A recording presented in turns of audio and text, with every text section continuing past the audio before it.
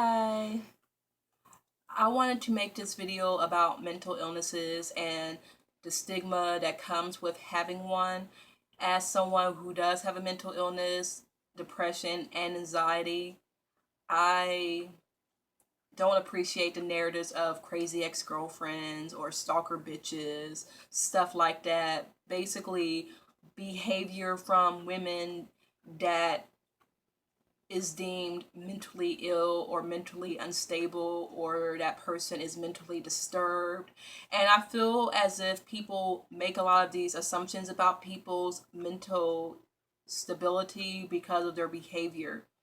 And I noticed that violence is always associated with mental illness, that the reason why someone is being a stalker or the reason why someone is abusing someone is because they are mentally ill, because they are mentally unstable. I was at some sort of Christian rally a couple of weeks ago.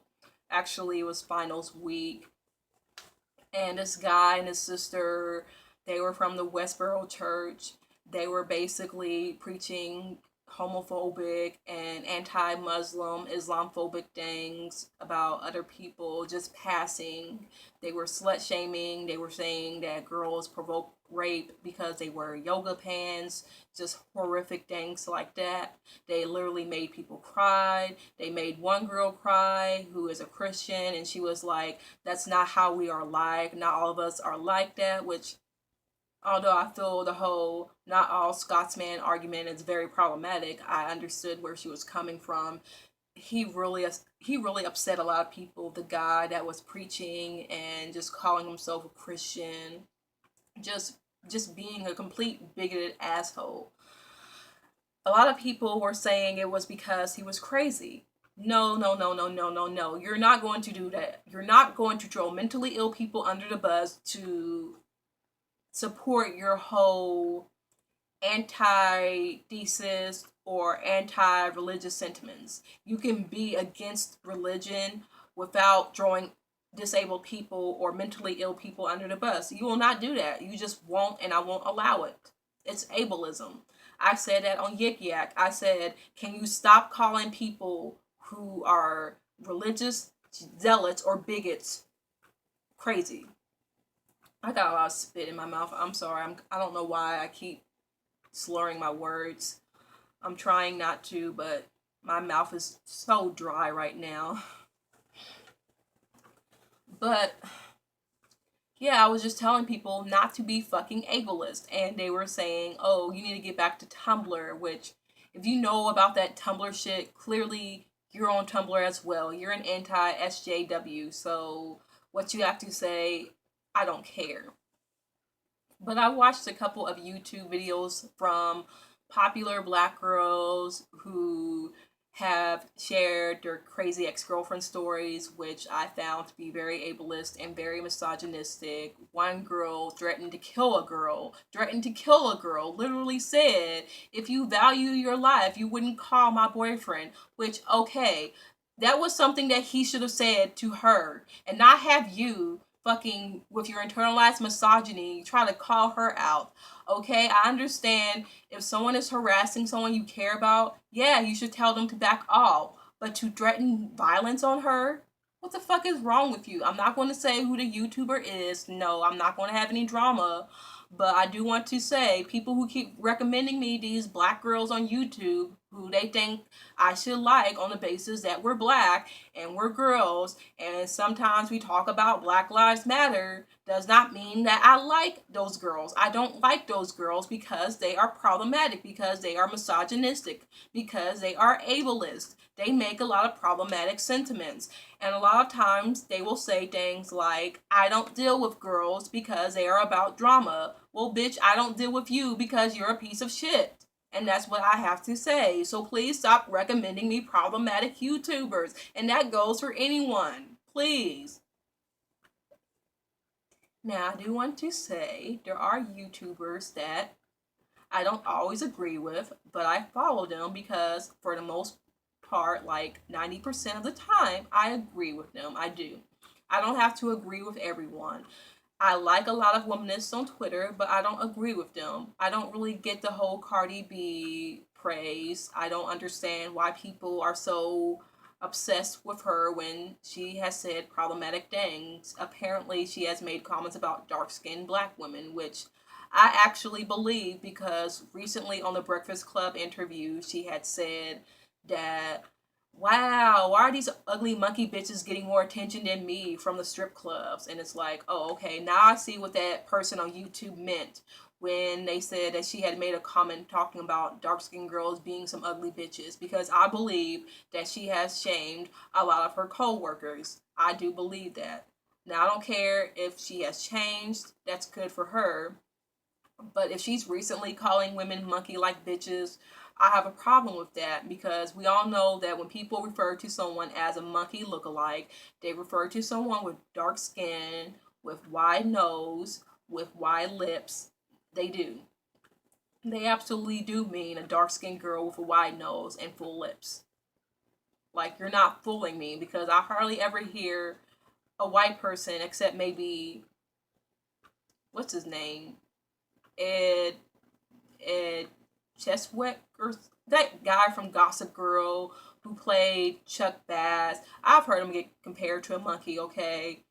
And I've heard a couple of white people get called monkeys before, but usually when someone says you are ugly and look like a monkey, they mean a dark skinned black person, especially woman with wide features. So boo, Cardi B. Like, what the fuck is wrong with you? I don't understand why people like Cardi B to the point where they don't want to be critical of her. I said this before, I can't really talk about Cardi B from a middle class perspective, but if she's out here calling other poor black girls monkeys and she is making misogynistic rhetoric against them and being ableist, I feel that needs to be talked about. It really does, because we cannot continue to support black women who throw other black girls under the bus, because you cannot be a womanist and be exclusive towards people who are disabled, who are mentally ill, or who are what you deem ugly. Absolutely not. Okay, back to this whole mental illness business. I've had people call me crazy for the pettiest things. I was called crazy because I like to talk about colorism and misogyny a lot. My mom just recently said the sign of insanity is to keep doing things and expecting different results. Basically, she's saying that because I keep talking about colorism, because I am talking about they're constantly casting biracial, half white, light skinned actresses to play black women, and we're supposed to praise and whoop and holler over that I'm insane because I'm constantly bringing that shit up. And that's a sign of gaslighting, that you have to tell a marginalized person that they are crazy and that they don't know what they're talking about when they're bringing up issues like colorism, like misogyny, like erasure of black women, like erasure of Afro-Indigenous women, Afro-Cherokee women. They want to call us crazy because we don't want to be erased. We don't want to be erased because of colorism and anti-blackness. We don't. But I've had my dad call me crazy as well and just basically say ableist things about me. And their ableism is basically benevolence. It's casual ableism, microaggressions. What the fuck? Oh my fucking god, that freaked me the fuck out. My window is right here, so when I look out and I see someone walking, I was like, oh my god, I'm sorry. But yeah, people just call me crazy because I may act in a way that they deem to be wild. I may wild out at times. People will say, what's wrong with you, Kara? I think you have a mental illness. I think there is something wrong with you. A lot of people have problems. A lot of people have something mentally wrong with them, okay? A lot of people have something physically wrong with them. There is nothing wrong with having a mental illness. You are not a bad person. You are not broke because you have a mental illness. Stop having people tell you that you are broken. Please do not listen to these people. I'm sick of people telling other people that because they have a mental illness that there is something wrong with them. There is nothing wrong with you. all you have is a mental illness. We all have problems, okay? A lot of people have a mental problem, and I'm tired of people saying it like it's a bad thing and like these people cannot get help if they want to. Not all of us want help because we live in this society where professional help is seen as a bad thing. When people tell us to get professional help, they don't mean it from a place of concern. They mean it from a place of you're so mentally ill that you need to be put in a place that will harm you, because a lot of people associate mental institutions as violent. We have this ideal. What the fuck? I'm sick of people just walking down this fucking street. We really need fucking sidewalks. I'm sorry. Another tangent of mine. But we really. What was I saying? Damn it. Oh, okay, I'm sorry. People think that a lot of mental institutions and psych wards are violent, and that is true. A lot of people don't want to be institutionalized because it is seen as a fucking jail cell. People are treated like animals. People have been treated like animals. People aren't treated with humanity. Of course, things have gotten a lot better than it was in the past, but still, there are a lot of ableist and unsympathetic psychiatrists, doctors, and psychologists and therapists who are just there to tell you what's wrong with you, but not really help. And I do want to be a psychologist. I'm thinking about minoring in psychology to help people. I don't want to just be here to tell you that something is wrong with you and expect you to work that out on your own. Absolutely not. And I think it's problematic that a lot of psychiatrists want to this go down this route of telling you what is wrong with you, but not really wanting to work with it through or work with you through it. They don't. They just want to have you figure it out for yourself. And it really doesn't help because you go to that person for them to help you, not for them to just sit there and look at you and expect you to solve the fucking problem yourself. Like, what the fuck kind of psychiatrist is that? They need to be fired.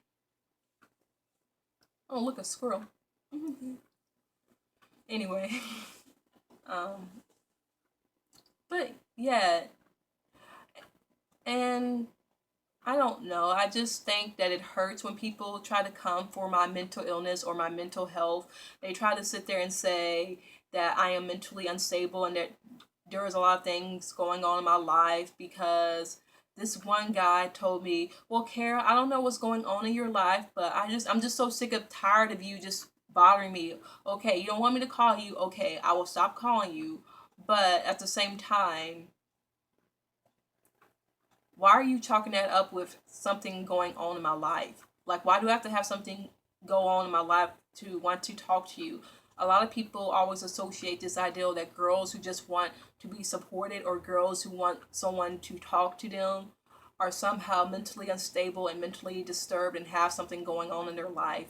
And that's not true. And even if that is true, why should you push them away? They want your help and all you can say is there is something wrong with you and you need help. Because these will be the same people that will say, "Oh, if there's anything you need, just come to me. I'm here for you." But when there's actually something that you need from them, they're nowhere to be found. They don't want to listen to your problems. They are full of shit.